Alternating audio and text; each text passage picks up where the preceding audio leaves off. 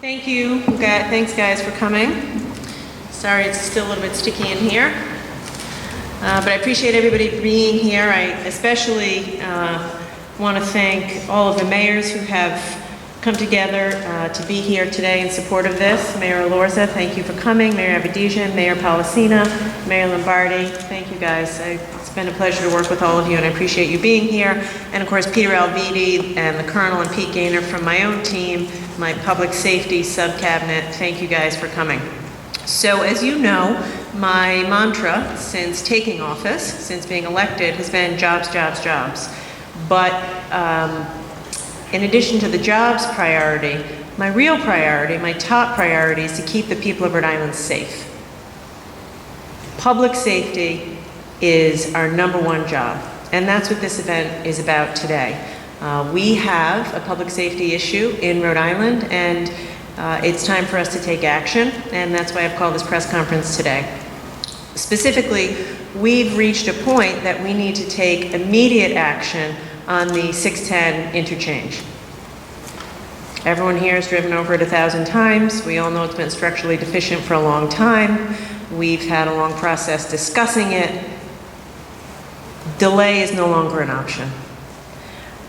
7 of the 9 bridges that constitute the interchange are structurally deficient. That we knew. What's new news is that in recent weeks, we received a letter, Director Alviti received a letter from the Federal Highway Administration that warns that the Huntington Viaduct, which is the big curve where the split happens, has degraded further and more rapidly, and now scores a 19 out of 100 on a sufficient rating. Put that in context, bridges are eligible for replacement at a 50. And this is a 19. And I think in this case, the picture's worth 1,000 words. So no matter how you grade it, it's a failing grade, and I've decided we can't wait anymore. Based on my review of the letter, the material from Director Alviti, it's my decision that the time for waiting is over. We need to take action immediately to keep Rhode Island safe. This is a public safety issue. So I've decided we're going to take a fix-it-now approach, and specifically, I'm directing the Rhode Island Department of Transportation to move immediately to begin a process to rebuild and replace in kind the Huntington Viaduct. I also am directing DOT to immediately begin quarterly inspections of the 7 structurally deficient bridges and the rest of the interchange. Currently, we do it annually. I've decided it has to happen quarterly. Things can change. When bridges are this old, they degrade more rapidly than they had, and so we have to be on it with more vigilance than ever. Lastly, I want to thank the mayor, Mayor Elorza. I realize I have 4 mayors here. Mayor Elorza in particular, for his support and partnership in this process. We share this goal of safety first. He and I have agreed to accelerate the city's public community feedback process and wrap it up in the next 60 days. So I want to be clear. The Huntington Bridge, we're going to move on immediately with an in-kind replacement without further delay, without further discussion. It's a public safety mandate. Let's get to work.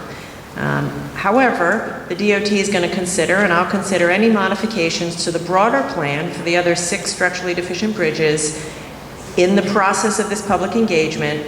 But my guidepost as we consider any of these other alternatives is it has to be wrapped up by the end of the year. I wish we had time. I wish these bridges were in better shape and administrations before me had taken action so we weren't left where we are. But we don't have the luxury of time. So we're going to work faster, we're going to listen to the public, and we're going to do everything we can, and most of all, we're going to keep people safe. Now, there is some good news in all of this. The good news is we have the money we need to rebuild the bridges. And I want to again take this opportunity to thank my partners in the General Assembly for doing the right thing and passing the RhodeWorks legislation. If this had happened a year ago, I wouldn't be able to tell you I'm confident that we have $400 million to replace these bridges and keep Rhode Islanders safe. Today we do.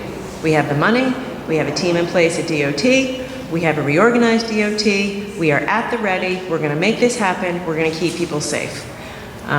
So it's not easy, but we're ready. I believe we're doing the right thing. And again, thanks to the General Assembly and everybody who helped to pass RhodeWorks so we can get this work done.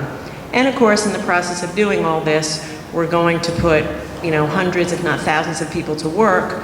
So it does also fulfill the mission to get Rhode Island back to work.